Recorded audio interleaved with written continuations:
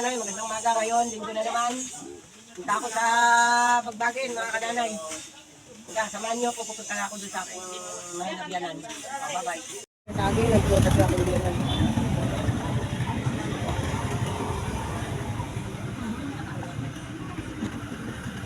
Kano na lakatan? Ano?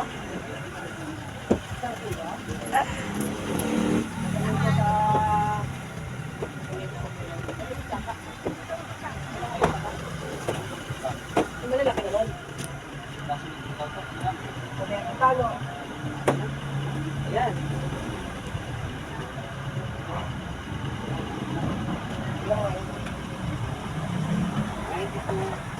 Kano?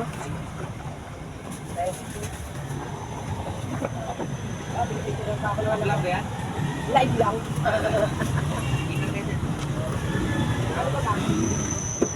Shoutout mo daw si Kuya Nay. Sige. Dito naman sa Cordan. Ito, ano na lang. Nakakaw na lang.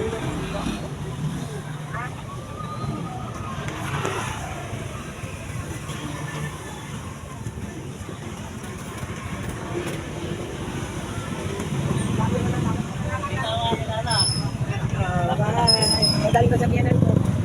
Ito ang dadalhin ko sa aking biyanan. Matanda na ako, lagi na lang at nakaano yung mabito ko yan. Isang lakatan, saka isang Jordan. Di bali, hindi ako makakain. Makakain lang sila. Yan. Kaya mga kananay, alam mo yung pupunta namin. Sa may Pilipina din na pa mga kananay.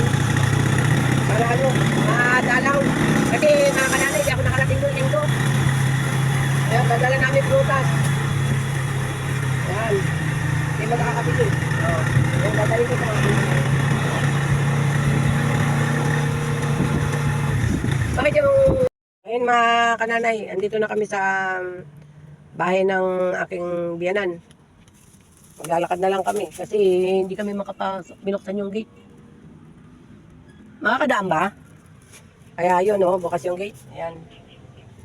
Dadalaw lang ako sa biyanan ko. Wala naman siyang sakit. Kanya lang, matanda na, hindi na nakakapunta sa amin sa bahay. Kaya ako naman yung malakas pa, ako naman ang pupunta sa kanya. Paminsan-minsan ba? Hindi man araw-araw kasi naglalak buhay din ako. Sara mo yung gate. Bakit ba? Yan. Dito na kami.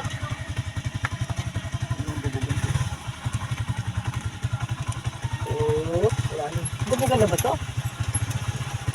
Ayan, ang mga garapon yan.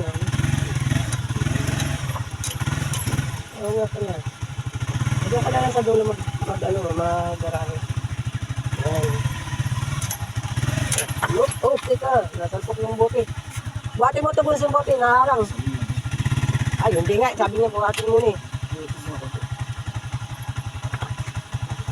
Ayan. Nasilip na pala dito. Tagal-tagal na rin pala kung di napunta dito.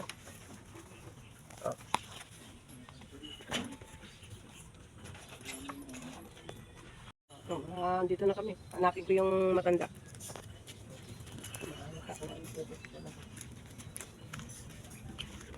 Aso.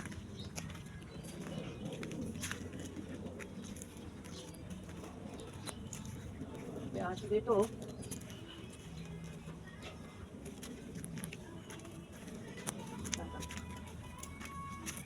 Tatang! Tatang!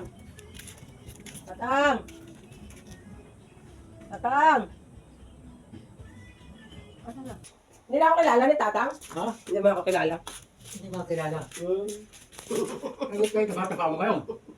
Tatang, malakas akong kumain. Kaya ikaw lakasan mo yung kain. Hindi na ako makalalakas kumain, matanda na ako. Napunta kami doon sa ni Dico rin eh. Doon sa patay ng asawa niya. Dico rin eh. Sa... Gano'n eh? Oo. Hindi ko naalala ko nung matawatay, sa truck. Namatay pala asawa doon, nagpunta kami doon. Hindi mo nilibig, dahil sa kanila nilibig yun. Doon lang din ba yun? Oo, talaga na, nilibigan nga sa anong site, wala nilibig nga. Hindi mo nadadala sa... Sa talagang libingan. Hindi nadadala siya, sa pansyon. Bakit? Ako, Hindi, palabas na ulit kami. Hindi ko matiis na titigan yung aking piano. Hindi hindi na ako kilala. Kahit na adaling ko na pupuntahan ko, hindi na kami kilala. Maano na talaga siya, matanda na. Wala naman siyang sakit. Matanda na. Ano na siya talaga eh. Kwentahin mo naman kasi siguro sa atin man dumating yung edad na yun. Baka iba na rin ang maging takbo ng isip natin. Sabi nga ng matatanda, kung saan ka magmula, babalik ka rin sa yung sinimulan. Balik ka rin sa pagkabata. Eh, naawa naman ako. Yung binigyan ko ng konting pang-merienda, hindi ko na inilike. Binigyan ko konting pang-merienda, binigyan ko ng saging kasi matanda na. Hindi ko lang naibili ng gatas kasi hindi ko pa alam kung anong gatas ang iniinom. Ngayon mga kananay, papunta naman kami sa Philippine Arena. Dito kasi katabi lang sila ng Philippine Arena. Wala na dadaanan na ng Philippine Arena. Wala na doon. Eh ayan na nalapit yung ako yan. Nakikita niyo yung Philippine Arena. Oh, dito ko pa.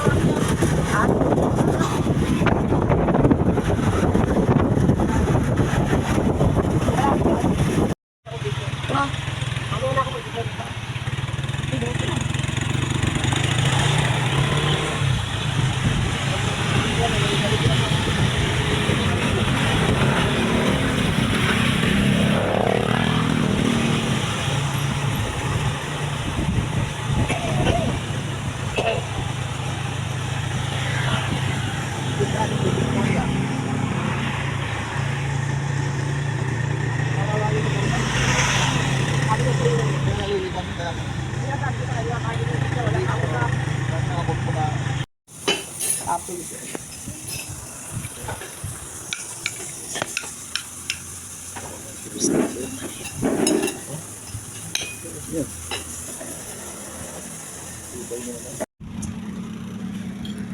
Dapat sa water.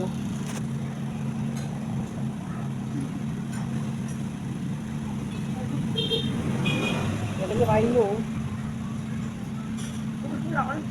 Hindi ako rin kain mo. Maganda kong anak. Pangit kong anak. Bayad na naman tayo. Ito mga kananay, nakatapos na kami kumain. Ngayon, pauwi na kami ng bahay. Mga kananay. Ito mo naman itsura ko, haggard na talaga.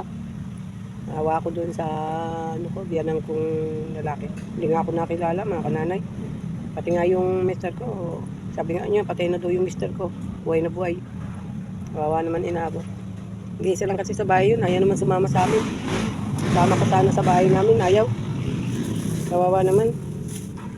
Pabalikan ko na lang uli siya sa linggo. Para para makumusta. Malakas pa naman siya. Lalo naman siya sakit. Kaya lang siya. Yung parang bumabalik sa umpisa. Kaya lang talagang uunawain mo kasi siya yung kahit naman sino dumarating tayo sa puntong ganun. Kawawa naman. Lahat naman tayo tatanda rin.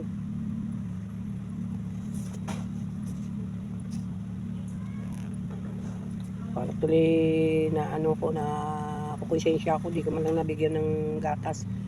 Nadala ko lang prutas. Saka nabigyan ko lang ng konting pera na pang kung gusto niyang bumili ng biskwit. Meron siyang pang bili. Yun na nadala ko. Awa naman, di ko naman kasi alam, hindi man niya kami nasabihan na matanda na iba na isip. Awa naman mga kananay. Parang lang. Parang kahapon lang, kay saya-saya namin. Ngayon, langkot niya. Kakalungkot. Yan. Be, tapos ka na kumain? Busa? Be, kumakain pa? Bagal naman.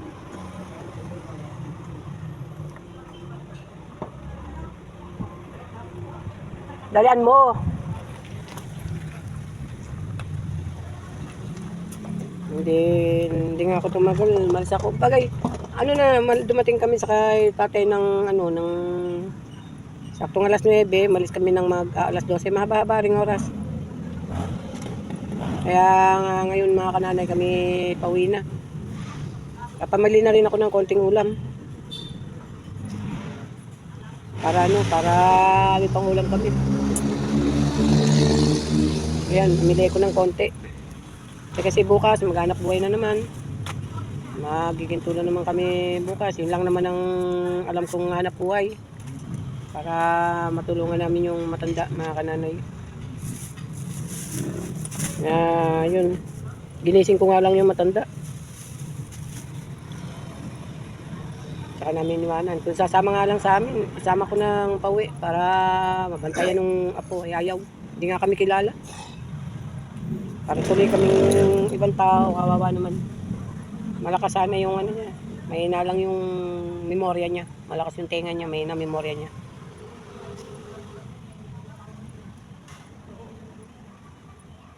Kaya kawawa naman.